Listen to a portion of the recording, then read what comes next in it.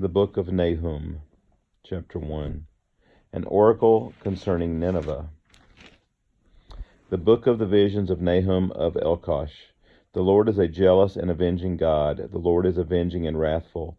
The Lord takes vengeance on his adversaries and keeps wrath for his enemies. The Lord is slow to anger and great in power, and the Lord will by no means clear the guilty. His way is in whirlwind and storm, and the clouds are the dust of his feet. He rebukes the sea and makes it dry. He dries up all the rivers. Bashan and Carmel wither. The bloom of Lebanon withers. The mountains quake before him. The hills melt. The earth heaves before him, the world and all who dwell in it. Who can stand before his indignation? Who can endure the heat of his anger? His wrath is poured out like fire, and the rocks are broken into pieces by him. The Lord is good, a stronghold in the day of trouble.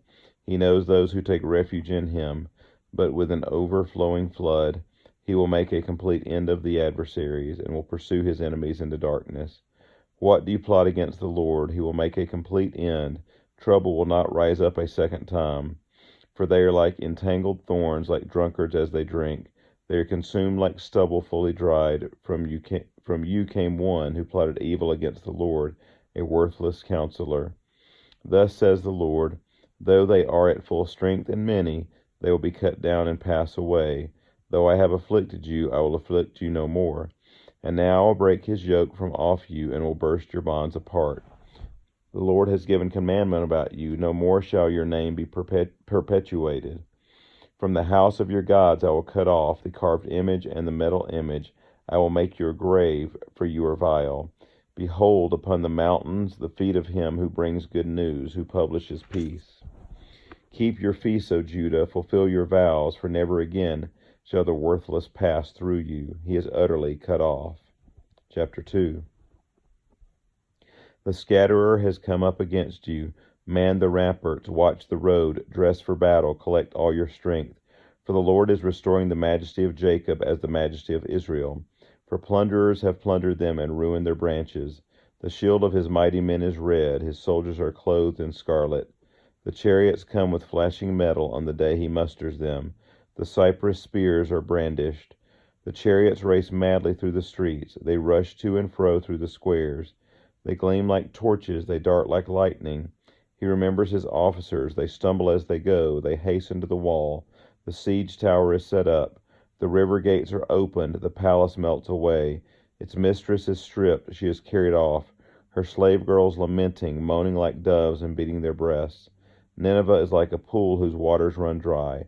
Halt, halt, they cry, but none turns back.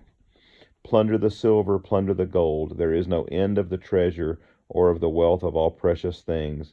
Desolate, desolation and ruin. Hearts melt and knees tremble. Anguish is in all loins. All faces grow pale. Where is the lion's den, the feeding place of the young lions? Where the lion and lioness went, where his cubs were, with none to disturb.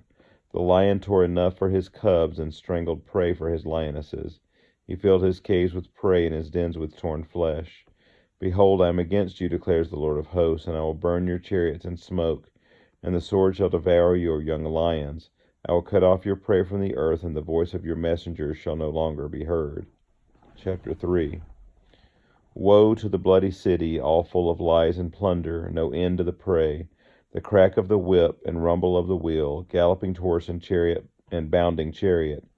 Horsemen charging, flashing sword and glittering spear.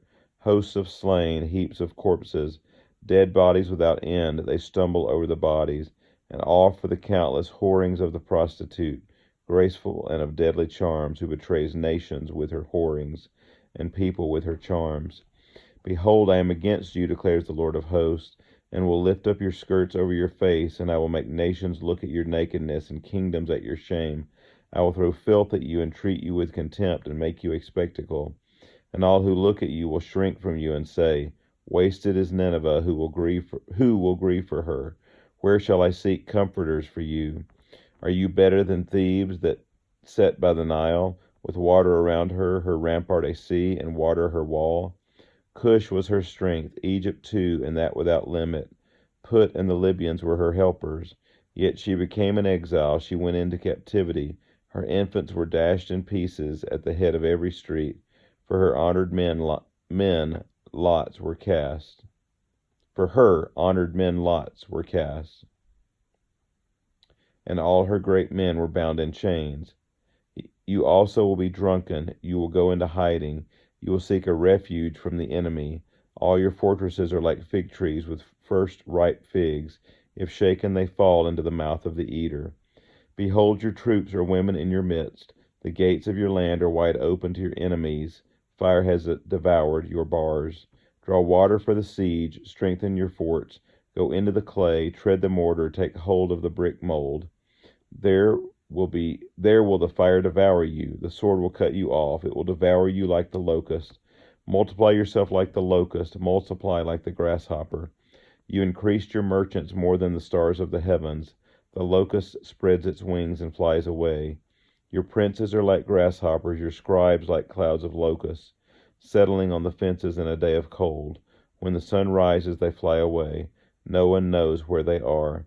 Your shepherds are asleep, O king of Assyria, your nobles slumber.